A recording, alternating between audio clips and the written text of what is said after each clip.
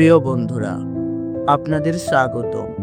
গত পর্বে আমরা আলোচনা করেছিলাম ইরাকের প্রাক্তন প্রেসিডেন্ট সাদ্দাম হুসাইনের শৈশব নিয়ে।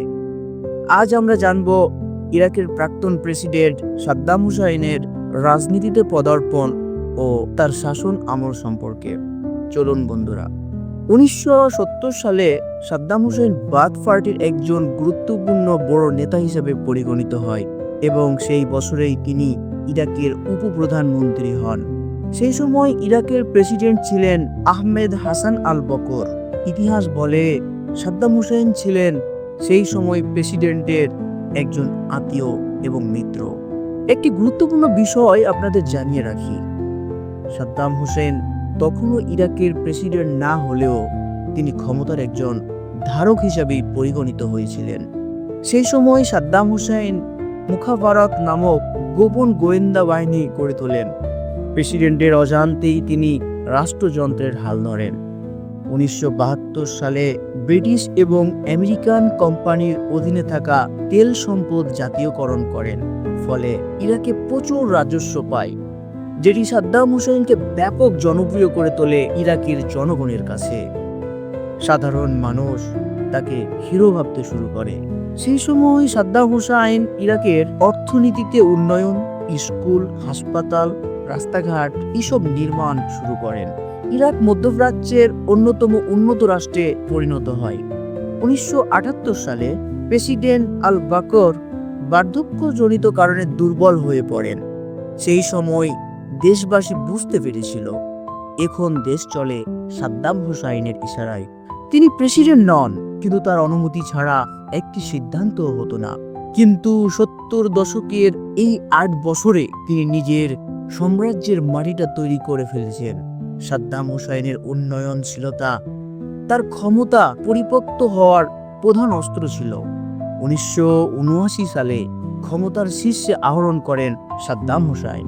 তিনি ইরাকের নয়া প্রেসিডেন্ট হিসেবে রাজনৈতিক যাত্রা শুরু করেন। প্রেসিডেন্ট হওয়ার সাথে সাথেই তিনি দুর্নীতিবাজদের বিরুদ্ধে শক্ত অবস্থান জানান দেন এবং বাথ পার্টির শক্তি পুরোপুরি নিজের নিয়ন্ত্রণে নেন। 1980 সালে সাদ্দাম হুসাইন ইরাক-ইরান যুদ্ধে জড়িয়ে পড়েন। সাদ্দাম হুসাইন মনে করেছিলেন ইরানে ইসলামী বিপ্লব ছড়িয়ে পড়বে, তাই তিনি আক্রমণ করেন। আর শুরু হয় 1980 থেকে 1988 সাল পর্যন্ত 8 বছরের ভয়াবহ যুদ্ধ। এই যুদ্ধে লক্ষাধিক মানুষ মারা যায়, অথচ সাদ্দাম হুসাইন তেমন কোনো জয় পায় না। এই যুদ্ধ তাকে হিরো বানায়, আবার ইরাকের অর্থনীতিকে ধ্বংস করে দেয়। সাদ্দাম হুসাইন স্বাস্থ্য শিক্ষা ক্ষেত্রে বিপুল উন্নয়ন ঘটান, রাস্তা, ব্রিজ, বিশ্ববিদ্যালয় তৈরি করেন। এমনকি তেল বিক্রির টাকা কাজে লাগিয়ে অনেক মানুষকে জীবনের নতুন পথ চলা শুরু করতে সাহায্য করেন।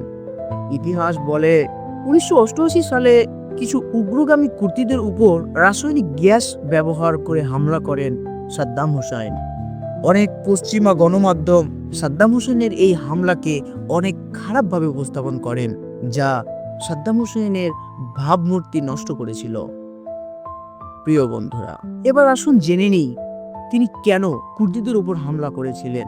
তার আগে আপনাদের বোঝার জন্য ছোট একটি উদাহরণ দিয়ে সেই ঘটনা আপনাদের সামনে তুলে ধরব। ভাবুন, বাংলাদেশে যদি চাকমা বা মারমা জনগোষ্ঠীর দাবি তুলে তারা স্বাধীন একটি এলাকা চায় যেখানে শুধু তাদের নিয়ম কানুন চলবে, তখন বাংলাদেশ সরকার কিভাবে প্রতিক্রিয়া দেখাতে পারে? দেশের এই বিভাজন কি আপনারা মেনে নেবেন? এই প্রশ্ন আপনাদের কাছে রেখে গেলাম। ঠিক একইভাবে ইরাকের উত্তর অঞ্চলের কুর্দিদের একটি বিদ্রোহী গোষ্ঠী স্বাধীনতা চেয়েছিল। একজন রাষ্ট্রনায়ক হিসেবে সাদ্দাম কখনোই দেশের বিভাজন মেনে নেননি। তাদের বিদ্রোহকে সাদ্দাম দেখেছিলেন দেশের নিরাপত্তার হুমকি হিসাবে।